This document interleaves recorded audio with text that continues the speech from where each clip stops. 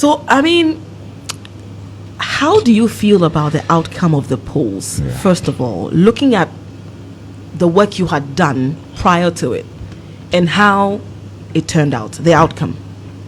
We feel really vindicated in the sense that despite all the negativity against us and against me and my personality and the kind of ridiculous statement that were made by many other prominent persons in this country, from the second to the bottom of this country, I think we felt that we have proven ourselves and that we are not emotionally attached to the data. That despite our personal feelings, that doesn't override our understanding of the data. Look, we have never put emotions in reading our data. It has been purely data and nothing else. And once you do that, and it's a skill that you have to learn to do, I think you will always be vindicated. And if you watch, I don't gloss about anything. I don't make something bad look good. Okay. If it's bad, it is bad. If it's good, it's good. Take it or leave it. Did you at any point think that what if the elections were done? No. And it went the No. other way? No. You never? Absolutely not. You were that confident in the data? I was that confident. Look, we have seen a lot of data for almost 3 years. And I will never have gone against the data. Because this is data that comes from hundreds of thousands of Ghanaians. They couldn't have connived, colluded to lie to us. Yeah. And we have been to all the 275 constituencies then. Yes. We didn't go to SAL, it was not created, or the Guan constituency. But the 276 or 75, we've been to everywhere in the last 3 years. So why would I go against the data and follow what? Prophecy? Now, you were very confident that this was going to be a straight up victory. It was going to be, as we call it, one touch. It was not going to be a runoff because of what you had picked on the ground. Is this the level or the magnitude or is it the margin you expected? Is it within the range? If you look at the parliamentary numbers, 150 plus 26 probably would have given us 150, 26, maybe 176. Yes. So from that point to the extra, maybe about 10 or how many seats off. The presidential, we were looking at about 54% max. Okay. And it's 56 at the moment. 6%. So he outperformed, which should not be surprising because look, historically, and I've said to many people that look, if Muhammad is neck and neck, it means he's ahead. If he's ahead, then he's ahead by a lot. Okay. So when you do modeling and he's on 54, you could conveniently add about 3 more percentage to his numbers. Okay. Because those who tend to vote for him in NDC sometimes tend to kind of hide their true voting intentions. Okay. Because I was going to ask you how you came to the conclusion that usually when he's neck to neck with another contender, he is ahead. But you're saying that a lot of the times the people who would vote for him would actually hide. Yes. That they would vote for him. Yes. So that we have learned that from 2020 elections. Okay. And that has proven us right again. So we are fairly right. And I think it's because sometimes people don't see NDC as cool party. Yes. So they tend to hide their true affiliations to NDC. Or true leanings. Yes. Let's talk about apathy. The works you did threw up some figures relative to the people who voted for MPP in 2020. In 2024, they said they were not going to vote at all. How critical was that rate, the percentage, in what we witnessed December 7? I think it was critical, and everybody suffered up from the apathy. It's not just MPP. Mr. Dankwah, kindly draw close to the microphone. Yeah. Everybody suffered from the apathy, and in fact, those who were very apathetic were not NDC MPP people, but the floating voters. Yes. Wow. So if you say, oh, MPP for the Mantuaba, no, it was mostly the floating voters who didn't vote, and if they had come to vote, it would have been worse than this. You know, on that particular point, I had conversations with some young voters ahead of it, sampling their thoughts, and one of them said in 2020 he voted the NPP because he's a beneficiary of the free SHS, but then in 2024 he doesn't find any of the candidates appealing because he feels that Dr. Mahmoud Bawumia has been part of the government that has ruined in terms of the economy of the country. He also didn't find President-elect John Dramani Mahama appealing because he feels that you have had your turn. What are you coming to do that is extraordinary? So to him, he was not going to vote. So you saying that is the floating voters that opted out. I mean, this thought or this conversation I had with this young man sort of reflected. Yeah. In fact, the last poll we did, I think the telephone polls, out of the people who said they were not going to vote, about 17% were MPP. Roughly 2% were NDC. And about 38% were floating voters. And the rest were those who don't disclose their party affiliation. So, but you can presume that most of those who said they wouldn't tell us their party affiliation would have been MPP. So if you add, even if you divide that number by 2 and add to MPP's numbers, so the most people who didn't vote were MPP and floating voters. Okay. But let me corroborate what you just said about those who did not disclose their political party affiliation. In a newsroom, and we've done this for a while, when you hear people say that NDC and MPP are all the same, automatically you can conclude that that person is MPP. And is disappointed. Who is disappointed and doesn't want to reveal that that's where he leans towards or she leans towards. Okay.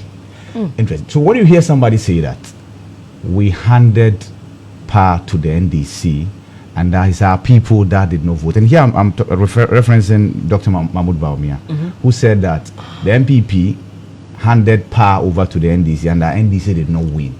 Does the data support these comments? Luckily, we have exit polls. Okay.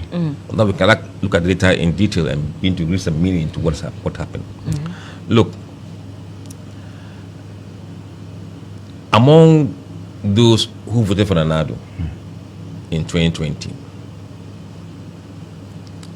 20% of them, in fact, among those who voted for Nanado and they were NDC. Yes. So last time they were NDC, voted for Nanado. 20% of them still voted for Bawumia. Okay. But about 76% of them went back home to NDC. Okay. Okay. So the vote Nanado got was not just MPP vote. I mean, people should not misread those.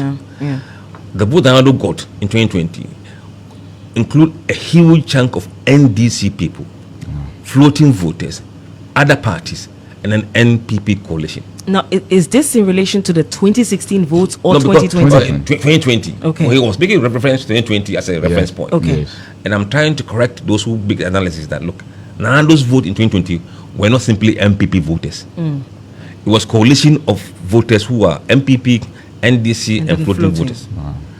They just returned to Mahama. That's what caused MPP's defeat. Even in Ashanti region, those who are voting for MPP are not entirely MPP supporters.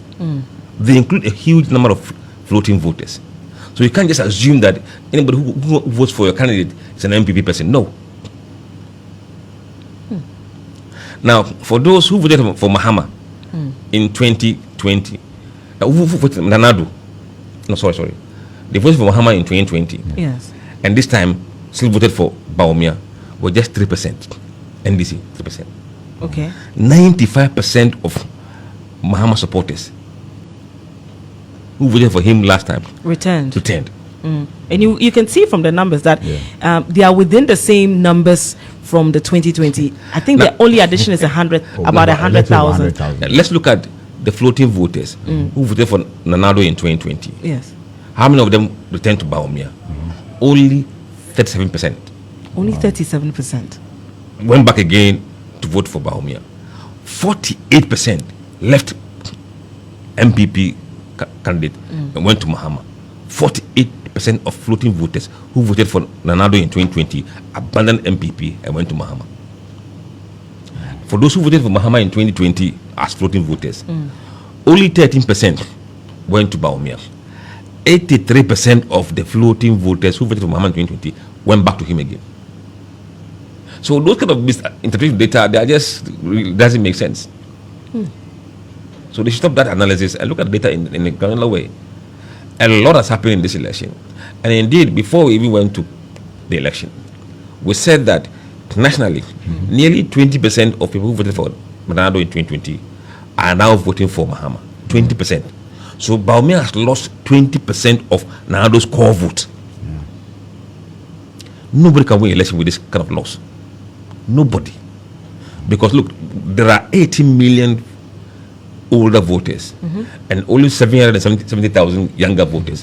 When you have lost 20% of your core base, which represent about what huge chunk of the block, you can't make it up from the new voters. You cannot. So mathematically, look, it was impossible for him to win. So if I say he couldn't win, it's because we understood the data. We understood the swing from Nanado to Mahama, and we have realized that he's not even winning the first time voters either. So where would the vote come from? And talking about the first time voters, now there was a lot of focus on them by both parties, and especially NPP, because they are the beneficiaries of the free SHS, and they put the figures around 5 million. Right. So does that mean that, in spite of the fact that over 5 million per government figures, others say it's 3 million, no problem, be it 3 million or 5 million, benefited from free SHS, but they overlooked it because there were other bigger considerations for them, either directly or their parents. Look, long before the elections, polls have shown that people with senior high qualification do not support the government. People with senior high qualification who were between certain age bracket, and that age bracket were those who enjoy the free senior high. You can look at the entire senior high people. Look at the senior high qualification and the age bracket. Those who would have been in school when the free education came on board, to graduation and into university, MPP was losing them. Why? I don't know. Because there were other factors. See, when you ask Ghanaians, what are your top 3 issues? Education wasn't number 1. It was the economy, jobs, and education. And on all these top issues, Bawumia never led in any of them. So even on their flagship program, that about 80% of the campaign was spent on, he didn't win among those people. And I think that was one thing that I think they should learn as a campaign strategy. You must always align your priorities in the campaign to voters' priority. You can't misalign and win. People were saying economy, jobs. So you must align your campaign to that. If you pivot on some minor issues like education in this sense, you won't get the numbers. So it is maths game. It's numbers game. And people misread the numbers and they misguided the campaign. And I remember we engaging with some time back and we had mentioned that free SHS had become more or less like a spent force. Yeah, it might have worked in 2016 and 2020, but in 2024 there were other bigger considerations. Interesting. And you see, another thing people forget to analyze is that the free education is a double-edged sword that appeals to different demography. For those who are poor, lower level income people, it is the free that matters to them. But those who are in the middle and upper income, it's the quality. So while it's a push and pull, while those at the bottom will be pulling the junior high as ready to vote for you, those from the middle and upper, they will be pushing it. So in the end, there were more people who were not happy with the educational system than those who were happy. And that's why Mahama was leading among those who were concerned about education. Now, in terms of, the regions you said the parties were going to win, as of now, the NDC has all but 3. Yes. Northeast, Eastern, and Ashanti. And these are part of your predictions. Yes. But you added Ahafo and Bono, right? If I'm correct. Yes. Let me explain that. In fact, I even regret. You see, when I looked at the trend data, the trend data was telling me that Mama was going to win Ahafo and Bono. Okay. But in the last week of the campaign, we did a survey in Bono and Ahafo. And that came out with something a bit different. So I had to make a judgment call. Whether I should put them in Mama's column for the model projections, or I should leave it to Bawumia. And on the critical analysis, I said, look, these have been largely MPP seats. So I may be over optimistic by giving it to Mahama. And I think I regretted it. Because this would have been spot on. Because see, a lot of judgment calls come into modeling. Yes. And that's why I said I always stick to the data. If I had done that, to the data, I wouldn't have gone wrong with Ahafo and Bono already. And what probably could have caused the change in those last days? I will tell you why. And in fact, I have the intelligence. I spoke to one guy about it. I even called my officers on the field. The polls were taken about 2 weeks before the elections. 2 weeks before the elections. Yes. Or a lot was happening during that time. Absolutely. And that's why we try to avoid polling during that cycle. Money was awash. So when we were in the field, they thought, oh, these guys are coming to see who's going to vote for Bawumia. Because for the goodies. The small data will come later on those who thought monies and that kind of thing. So they were trying to blend in.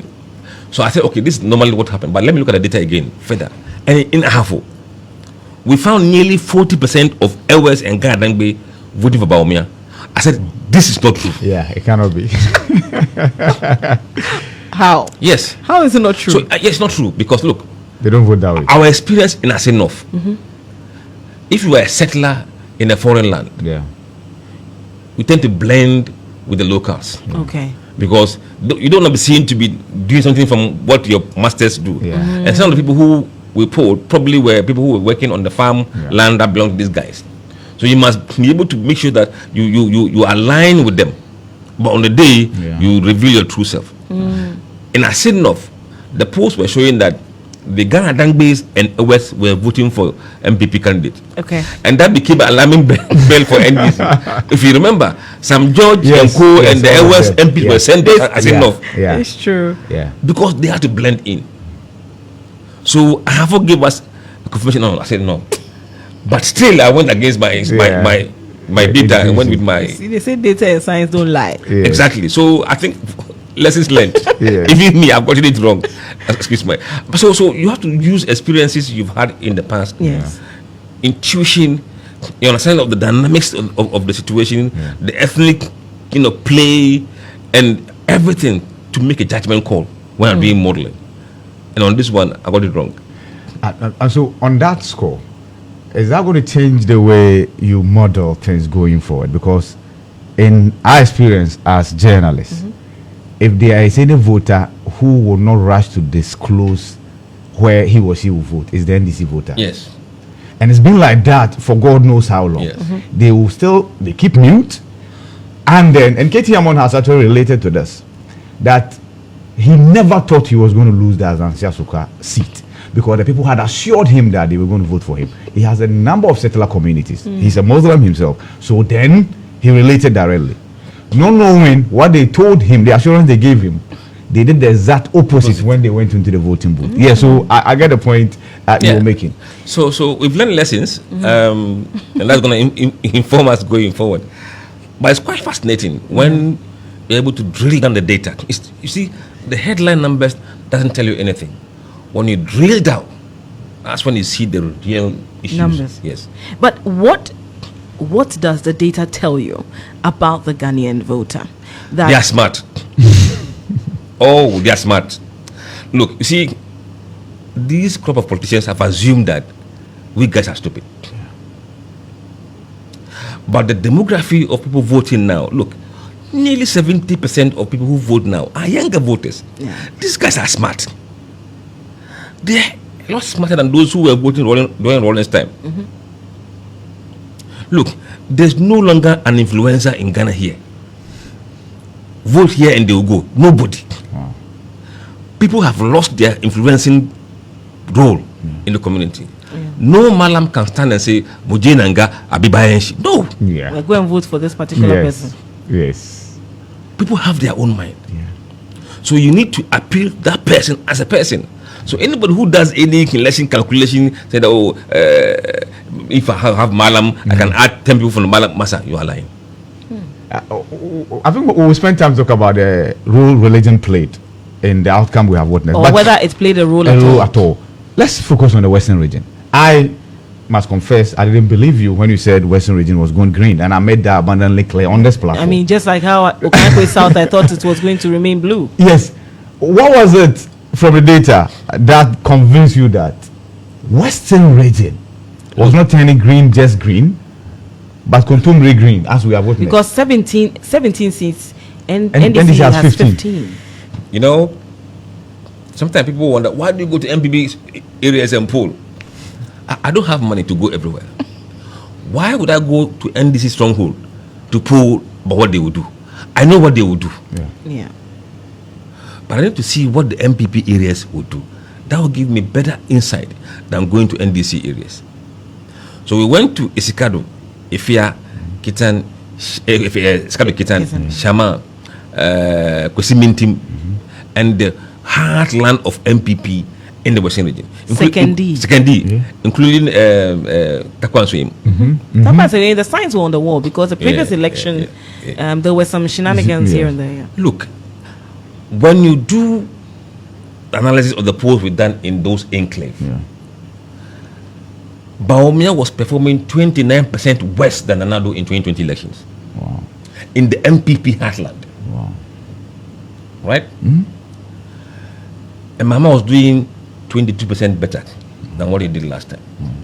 This is not the whole Western region. This is just the MPP stronghold. So if you want to extrapolate this across the region, it will be catastrophic. That was exactly what we saw. Accra to the same thing. We didn't bother go to NDC areas. We focused on what? Ablekuma South. No, Ablekuma West. Ablekuma North. Awaso Central. Awaso West Wagon. Anyanso to Trobu. Okanakwesi Central. Domekwabinya. These are the MPP heartland in Greater Accra.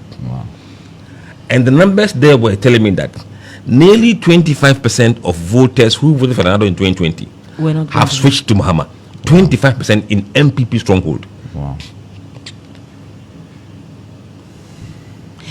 But the data doesn't tell us why the switch. No, if you you don't have to you triangulate and see what did they say about the direction of the country. What did they say about the standard of living in the last 12 months? They were all worse. So they were worse off economically, worse off financially, and they're not happy about the governance as well. Absolutely. And this includes a huge number of MPP voters. So MPP voters not just sat home; they went and voted for the opposition candidate. Ablekuma West, Esla also Kufu. In fact, the first prediction I saw from your end that Esla was likely to lose the Ablekuma West seat was before the NPP primaries. And long time ago, she was on the rope. Yes, and I remember one of his contenders used that, Ronnie Nicole, when we even engaged used that as basis to tell the people that they should change candidate. And so I'm sure you were not surprised. You see, this polls we do, it is to inform voters and inform delegates that watch the choice you make. It could have electoral consequences. When you are within your own household, don't elect someone who cannot win. Unless you have a strategy for him to win. If you don't know how to make him win, don't elect him or her. Another constituency. I was West Wogon. Yes. Early on, you had predicted that. No, those were the easy predictions. Oh, really? Yes. And with that one too, let me confess, I didn't see how. I was West Wogon. She lost by only 2,000 votes last time, so she was probably long gone. And at the time, the students were not on campus. They would have voted against her anyway if they were on campus. Exactly. Now that they are on campus, you are dead finished. So, I remember 4 years ago when the margin was 2,000. Yeah. And we're having the conversation at home, and I had told my older sister that this one of the key reasons is because the students were absent. Yeah. And I told her that, but I had forgotten about it totally. So when we're having a conversation, I was like, I'm surprised Lydia won. He said, don't you remember you saying the last time that because the students were absent, it affected Domelo? Because I think he endeared himself to the students. Yes. And they feel that they can identify with him more because he's younger compared to Lydia. Yes. That's it. It was gone. It was gone a year after she had won the seat. So why? How? Oh.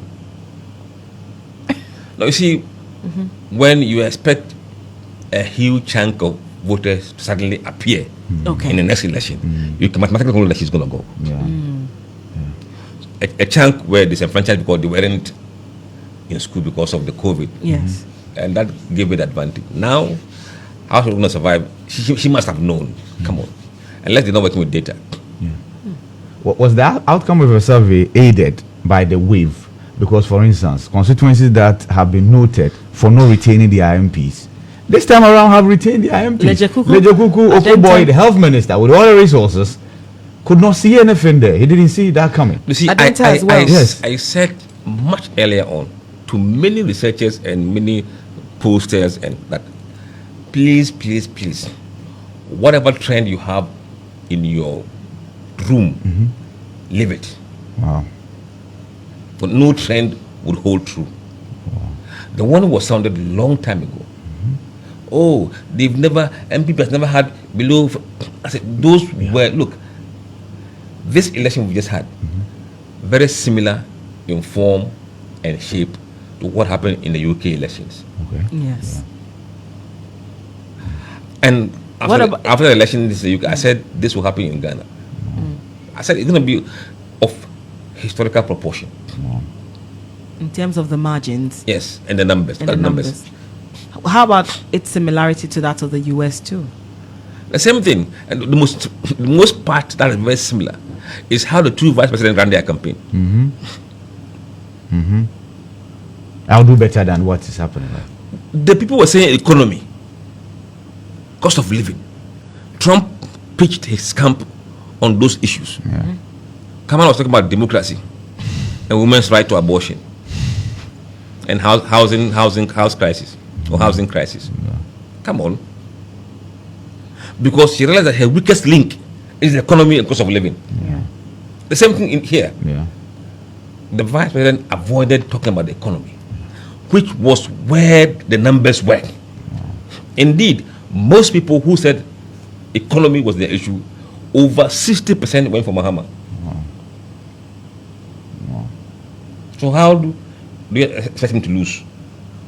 When the issue was about the economy, and he was given something they believed, whether it's true or not, whether they can do it or not, 24-hour economy, creating jobs and creating the economy. So you must align your campaign to the needs of the people.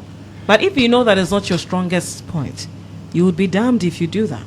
It will show that you're an honest person. Okay.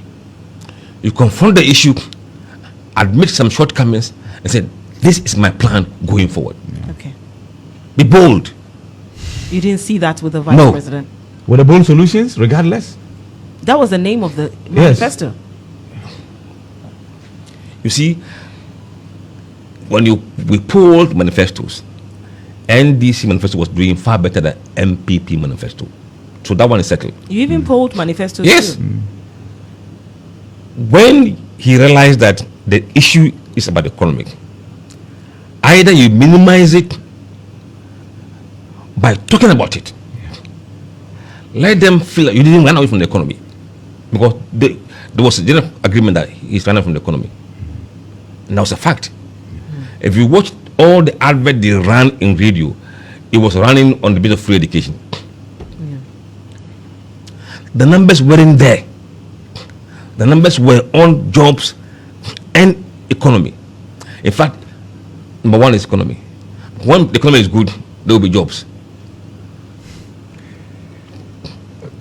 I mean, anybody who believed my mom was going to win was making me voodoo. No, I'm sorry. As in anybody who believed Mahama was going to lose. Yes. Okay. Anybody who believed Bamia was going to win, sorry. Bamia was going to win. Yes, I thought that's what I heard. Yeah. Or you no, heard it's Mahama. Okay. Mahama. Was doing voodoo. Oh. Because from all the things they were doing on the campaign, sometimes I sat back and cringed. Either they were misreading the data, not interpreting the data very well. Okay. There were things you shouldn't have been saying on the campaign platform. He kept saying them. The vice president? Yes. Such as? The driver's mate issue. Look, the polls have, people don't buy into it. Or the more fastiane mame. So slowly move him away from that. Oh, we want tear our president. What survey did they do to show that any winning argument? Yeah. Wow. You thought he didn't tackle the germane issues? They were not guided by polls. Okay. They were never guided by any polls. If they had been, the campaign would be much focused. What was the reception you received from the NPP when you first put out your data? What was the reception? Zero. Wow. You see, they were worried that people will believe in my polls. That was their main concern. So what can they do is to tarnish my image completely, run me down so that people don't believe my. In fact, I was in Jarapa for a training program, and people were coming to me that, oh, they are using my name in not even saying that they shouldn't believe my poll because my poll is wrong, but rather the one that is showing 49%, that's what they should believe in. I said, well, that's fine. So it was an attempt to really create mistrust in what we were churning out. I mean, for any political campaign, you try and do that because even in Trump, during the I think September, October polls, when he was underwater, he was saying, "Oh, destroy the poll," and they do that. I mean, it's not surprising. Yeah. But I think they went overboard. Wow. You know, we talked about the issue of apathy. I believe sincerely that the NPP knew that they were going to experience high levels of apathy in their stronghold, the NPP, the Ashanti region. And many of the analysts say the reason Dr. Matthew Boku Prempeh was chosen to be the running mate to Dr. Mahmoud Bawumia. Days leading to the elections, the vice president was there for about 15 to 20 days seeking to court the people to go and vote. How come that didn't translate into people showing up? It simply means that they are working on the assumption that people will put their ethnicity above economy.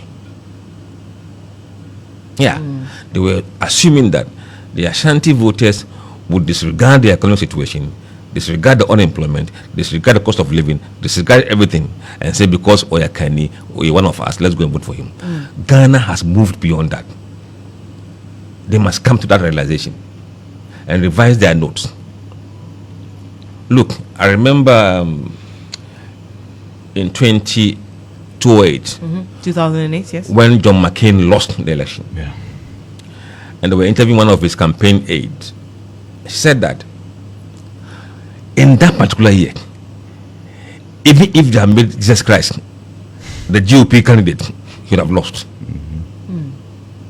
Because there were serious concern in that year about the financial crisis, the economy, that even if they put Christ on that ticket, they won't say because religion will vote for you. They will vote because of the economy.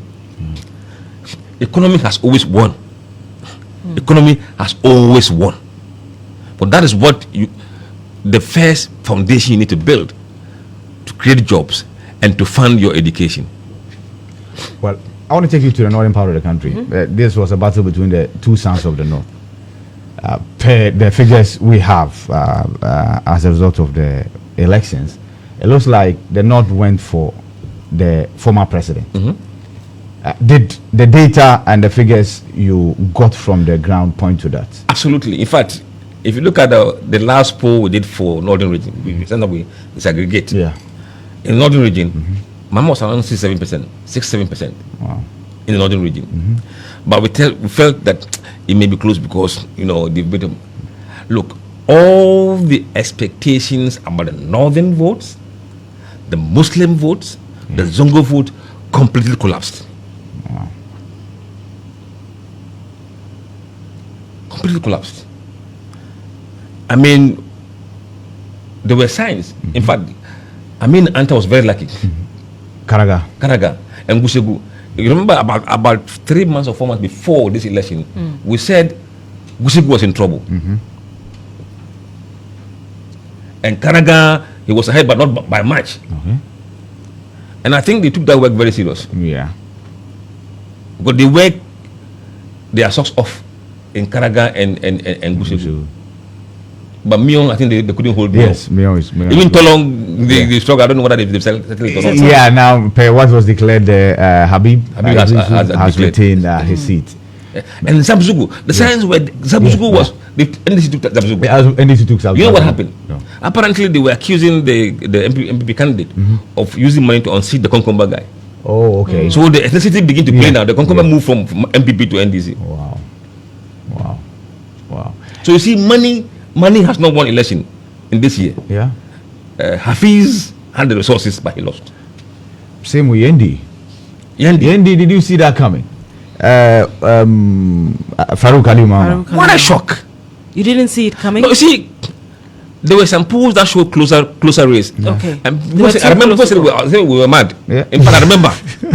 Because this is Yendi. I'll pull the data out. Yeah. I said, I said, Mama was around 52 and Mama 48. And I said, this is a bit, is it maybe an outlier and a visa. See, sometimes, even if it's an outlier, it's a sign of discontent. We did a poll in Ashanti recently before the election in Old Tafu. Mama was 58%. Old Tafu. That is where Vincent Asefua is. Yes. Who won that seat? He won. He retained. All right, but of course the margin reduced. And I said, this is the seat of Dr. Anthony Akutose, the late, yeah. Yes. And I said, So you see, it may not be what will happen exactly. Yeah. But it gives you a warning sign. Yeah. That something is happening. A similar thing from your end for Forikrum, and it's been used across board that how can you project this for Forikrum? What happened? Was that an outlier? You see, that poll was conducted in December after the MPP primaries. Okay. So Forikrum areas that we polled were angry with the results that came out From the primaries. Yeah. And when we asked them, do you believe Ghana was headed in the right direction or wrong direction? 99% of them said wrong direction. Wow. When we asked them if they approved of Nanado's performance as president, 98 said they disapprove. Who would you vote for? Please. What should the answer be? From these people who have said this to me. Yes. Baumia? No. Then it means they are illogical. So at that moment, if the polls were held at that day, there was something different. Yeah. But time heals. And you see, you don't sit back in January and say, this is what will happen in December.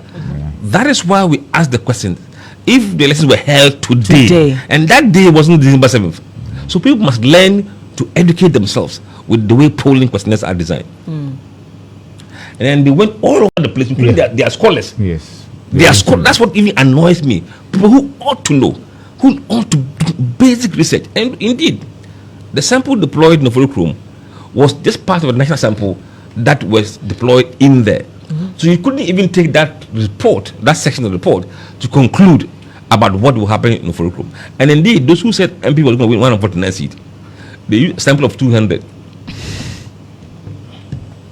So you see where they are putting them. So let's talk about sample size. You've had reason to school people on sample size on social media and what have you. So what is this sample size conversation? What is it about? A sample size of 2,500 a week has given us precision.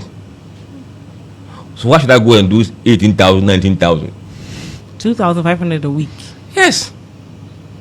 randomly selected from a pool of people whom we haven't seen before. We don't know their faces.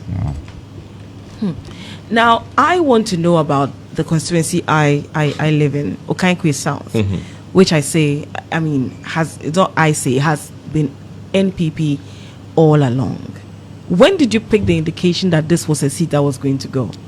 I think sometime back in May. In May? May, yes. This year? Yes. We polled there, and Dankwah Newman was 2% ahead of Kion.